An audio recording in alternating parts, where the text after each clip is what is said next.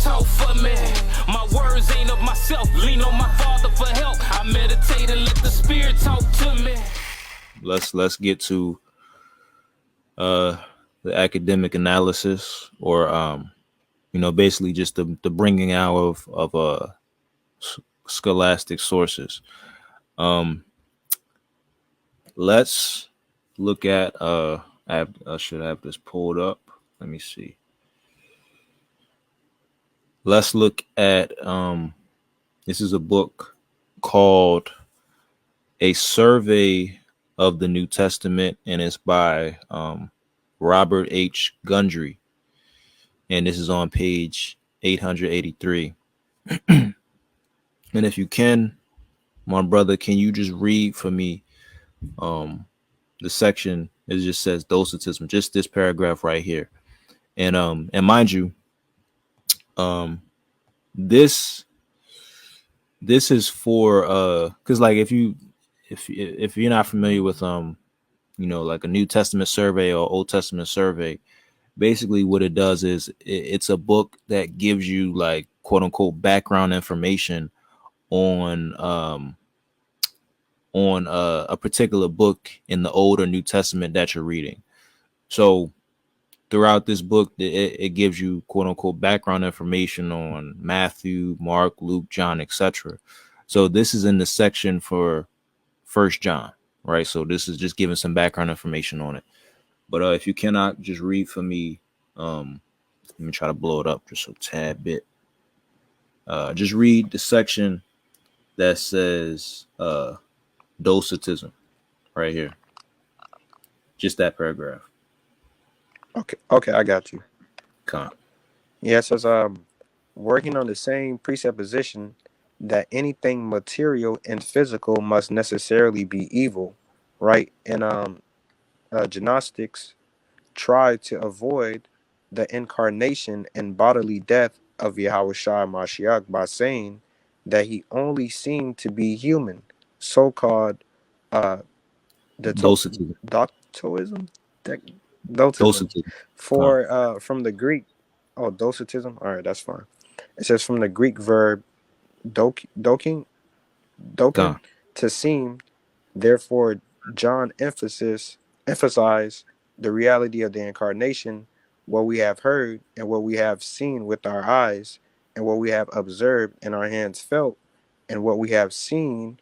Ironically, from the modern standpoint, the first Christological heresy attacked the humanity of Jesus rather than his deity. So basically just in a nutshell, this is a source that corroborates what we've been going into this entire lesson, because it touches on the fact that this particular doctrine and the proponents of it teach that Yahushua didn't come in the flesh, nor did he actually die, but it just seemed that way, right? And hence the word dokain or dokin, which means to seem, right?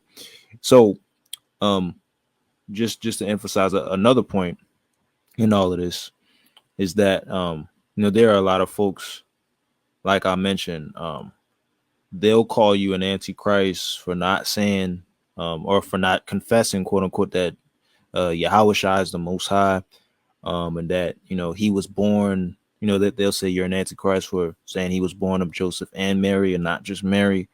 But we see that the writer who penned First John actually battled Yahushua's humanity, him actually being a human being versus him being God of any sort. So in the writer of this particular source, he actually says that. He says the first Christological heresy attacked the humanity of Yahushua rather than his deity. So we see right here that they weren't having like an issue with like we don't see them pinning anything about, yes, and you must believe he was born of virgin, blah blah blah, all of these things. But they're saying, hey, you must believe he's an actual human being and that he came into flesh. like when you read in the book of Colossians 2, because they were having similar battles, with similar doctrines like Docetism. You see that Paul says that he has the fullness of deity bodily, and when you look at that word bodily, it's dealing with you having a corporal body or an actual human body that's and it's being juxtaposed from a spirit. So like the apostles, they had to fight people trying to teach that Yahushua, he was just a spirit and all of these things. They actually had to teach that he was a human being. And that's why you even read in the text like Hebrews 2 is, it says that he was made like his brothers in every way. Like a text like that can't be true if he was, just a spirit and he seemed like an actual human being. And also just a knock on like, the virgin birth. He wouldn't actually be a human being if he didn't have a biological father, because you being a human being requires you to have a biological father. But that's just like a side point, right? But any of y'all brothers got any points on this particular source before we move to the next one? Can't be 100% God and 100% human. Like if you're 100% of something, then that's what you are. You know what I'm saying? Like, right. And that's the thing they're saying. Like, yeah, he was God, incarnate, and you know what I'm saying. So yeah, that's a thing. That's a sidebar. Right. Yeah. Absolutely. All praises. We can move on to the next source, right? This one, nice. So this next one is it's a book called The World of the New Testament: Cultural, Social, and Historical Context, and it's by Joel B. Green. And this is from page 434. Let me try to pull it up. I'm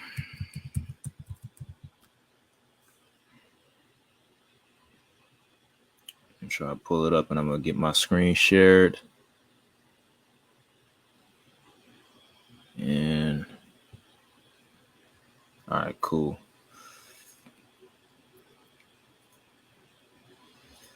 And I'm gonna blow up my screen too. And what I'm gonna do is I'm gonna just highlight what I need read. Try to blow this up a little bit more.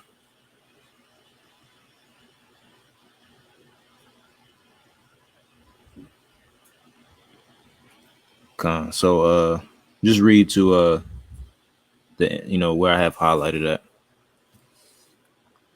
All right. It says, together, the apostolic fathers and the apocryphal gospels shed light on early Christianity, and by extension, the NT as well, the New Testament. In both collections, we found that the rumblings of battle over the controversy of Docetism, a battle first instant in text like 1 John chapter 4 verses 2 to 3. So right here, just to give a little bit of background, this is speaking in regards to just like background and context for it says the apostolic fathers. So like it's dealing with like the early church fathers and like the apostles as well. And then it says apocryphal gospels. So like like it's like debated gospels, like like they say the gospel of Peter and all of that stuff, right? But it goes on to say that it says in both collections we find rumblings of battle over the controversy of Docetism.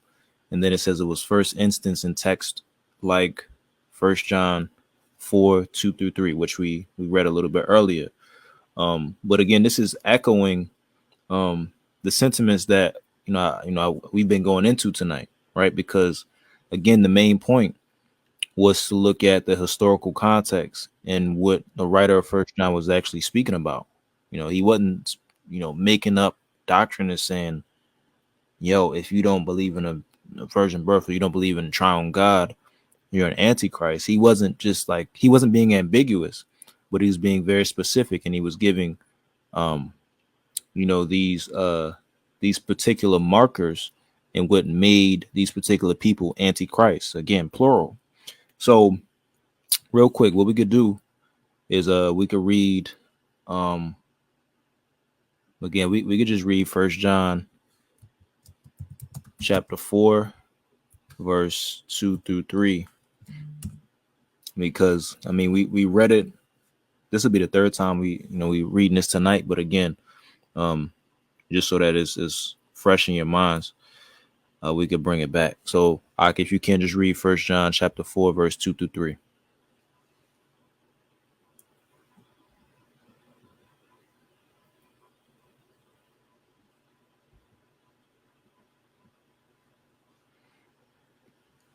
Yeah, Ezra, you still there? All right, so my connection was tripping. There's First John chapter 4 verses 2. It says, "But this the Spirit of God, every spirit that confess that Yahweh Shai Mashiach has come in the flesh is from God, and every spirit that does not confess Yahweh Shai is not from God. This is the spirit of the Antichrist, which you have heard was coming and now is in the world already." Con. So, just to corroborate it, with the source that we read. Let me pull it back up once again. It literally says that the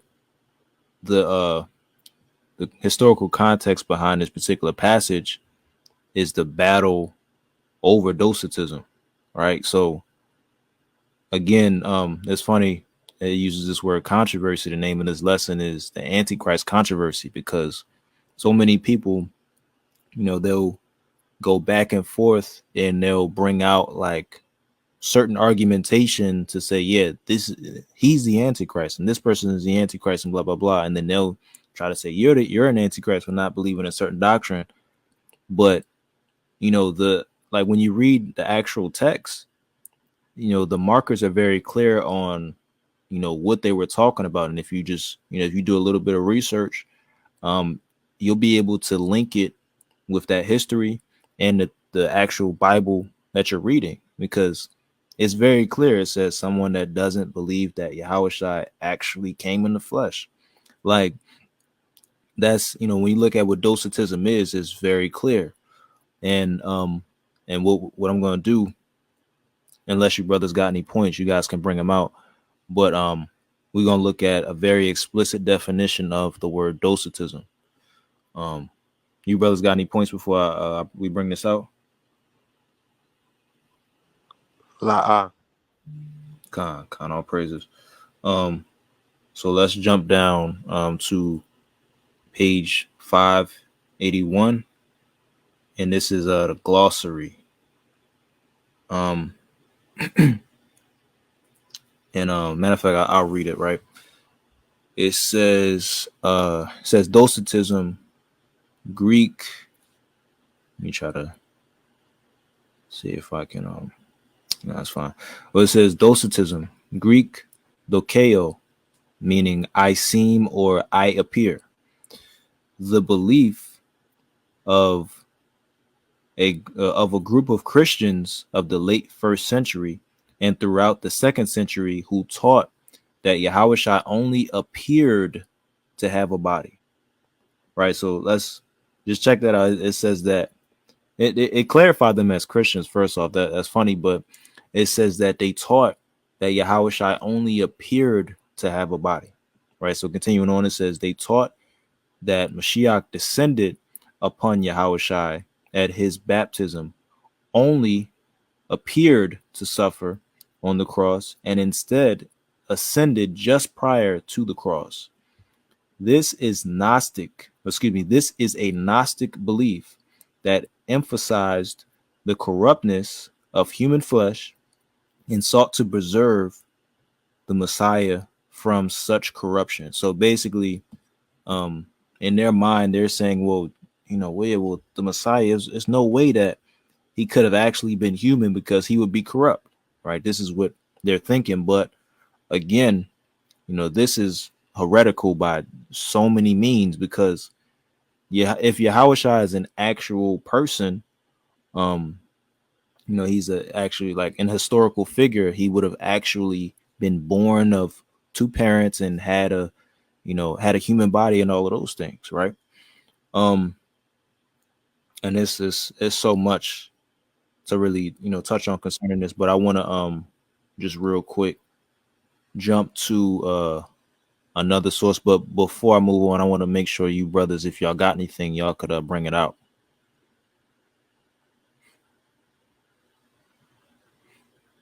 Y'all brothers got anything?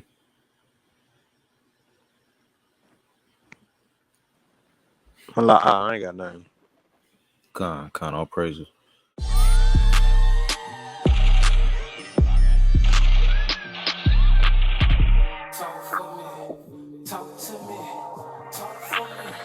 I'ma let the Holy Spirit talk for me. My words ain't of myself, lean on my Father for help. I meditate and let the Spirit talk to me. I lift my